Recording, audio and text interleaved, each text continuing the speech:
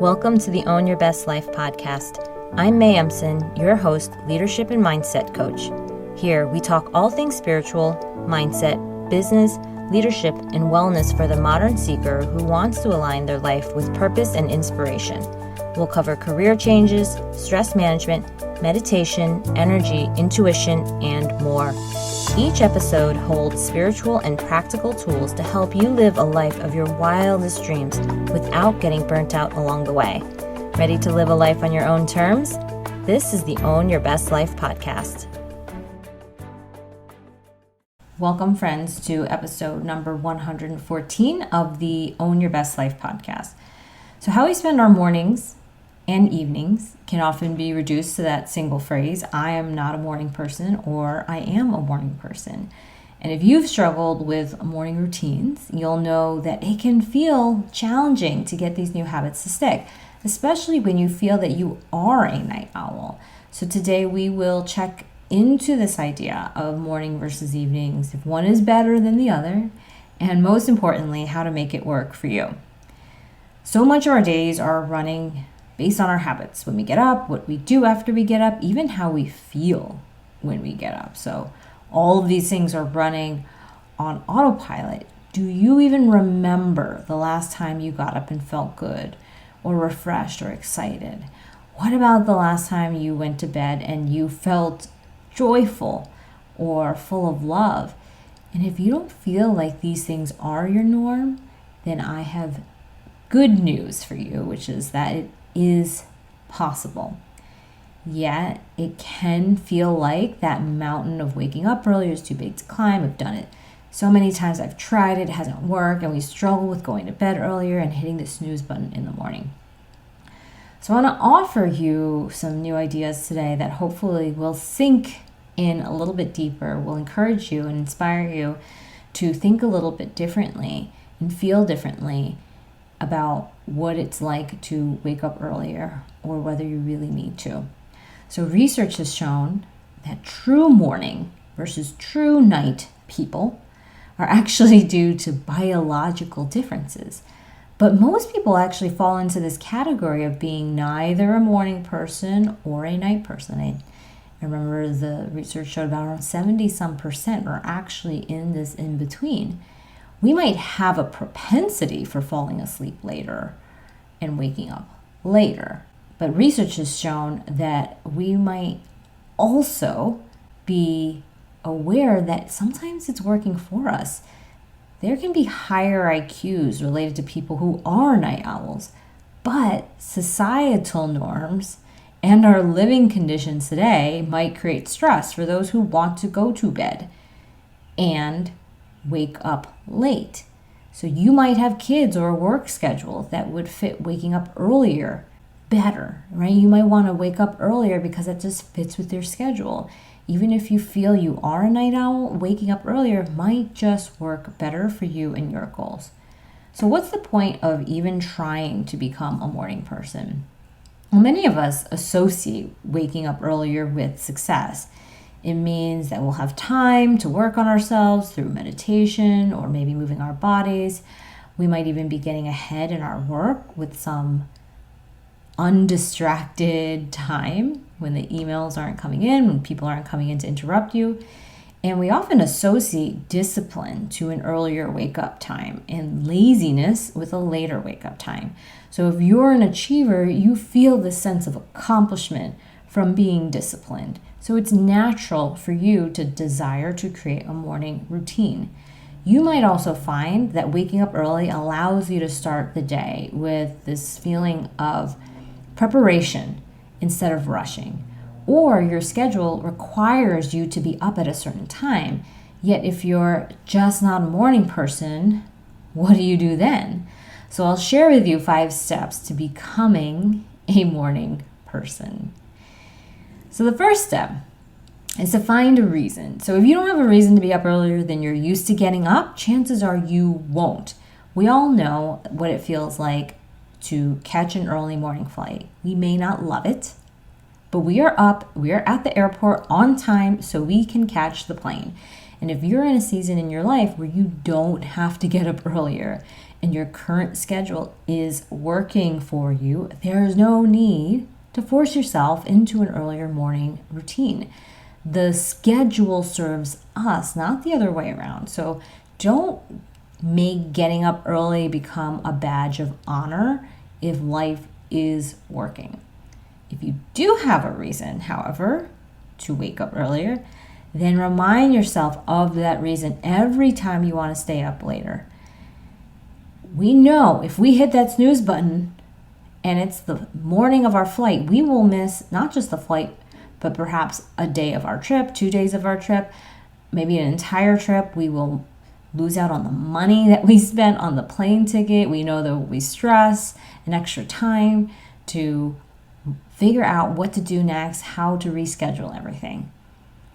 Yet we don't always feel that way with the reasons on our day-to-day to wake up earlier.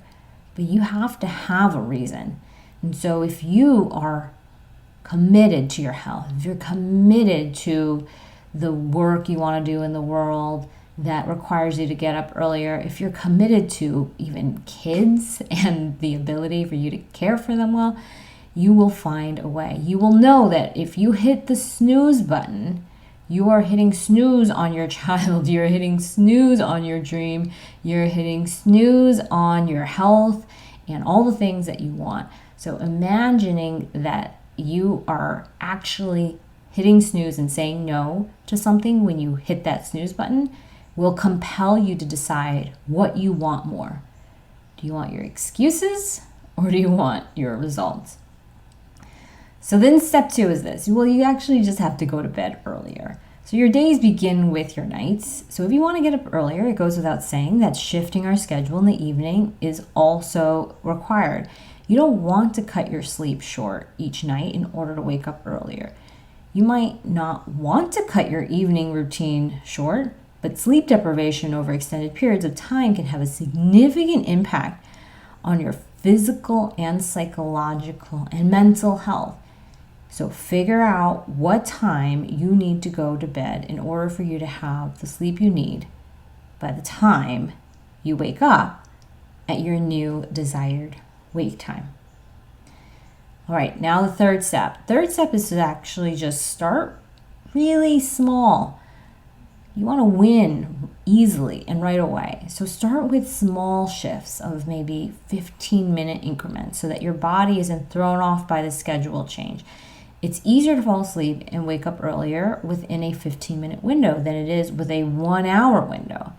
You can gradually shift this over time, but unless there's a pressing need tomorrow for you to make that change, do it slowly. It will increase the chances of your success, which will make it much more sustainable in the long term. Do it for a week where you make that 15-minute change, and then the next week you can do 15 minutes more. The week after that, you can do 15 minutes more. Don't be so hungry for the big change that you give up that long-term sustainable change where you become that morning person because you're able to wake up earlier for the short-term gains of just, in this 1 week, I just want to do that whole flip and change everything around. Give yourself small, easy wins, and you can continue to build upon the momentum, the success, and make sure that it will stick. In a year, if you're waking up early, you won't care if it took you 3 months to do it or 6 months to do it. You would be glad to be in a state where you're able to wake up at the times that you wanted and feel good. All right, so that leads us to step number 4, which is to be consistent. So when you pick a consistent waking and sleeping time every day, you are able to much more easily fall asleep at the time you want and wake up at the time you want. At the minimum, you want it to be a consistent time of going to bed or waking up every weekday. If you can do it every day of the week at the same time, then you go for it even better. Your body just likes to work on a rhythm. That's how we are wired. And it will then automatically wake you up.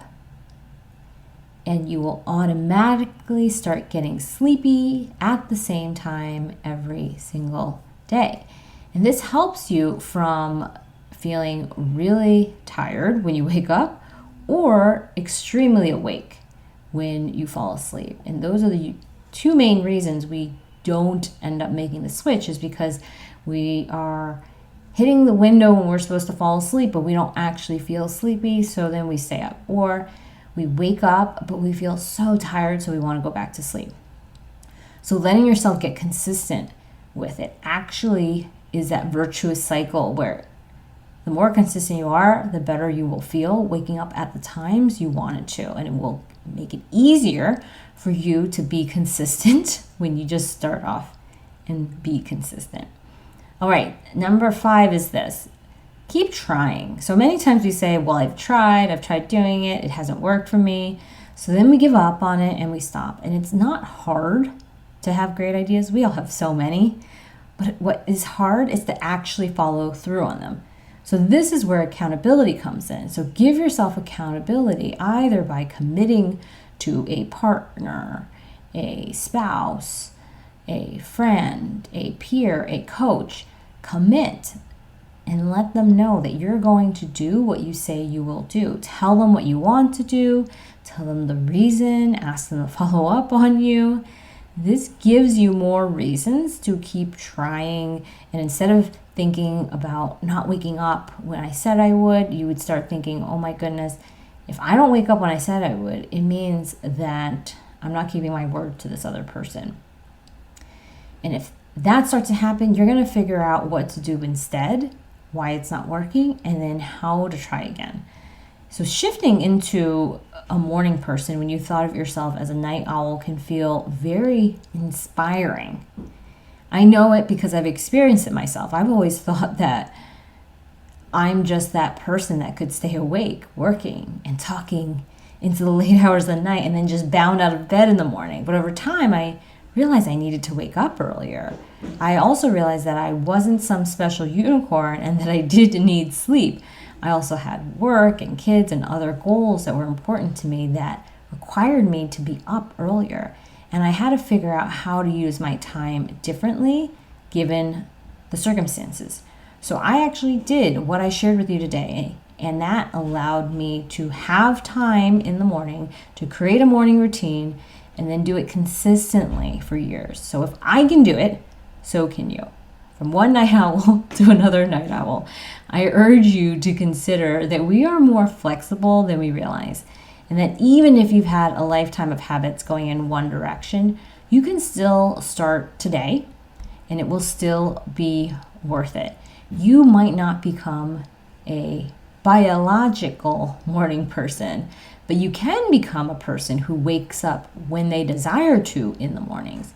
And being able to do what you want without the self-sabotage is something that you can feel good about. And it is a skill that you can take to other areas of your life where you also feel that you're just not that type of person.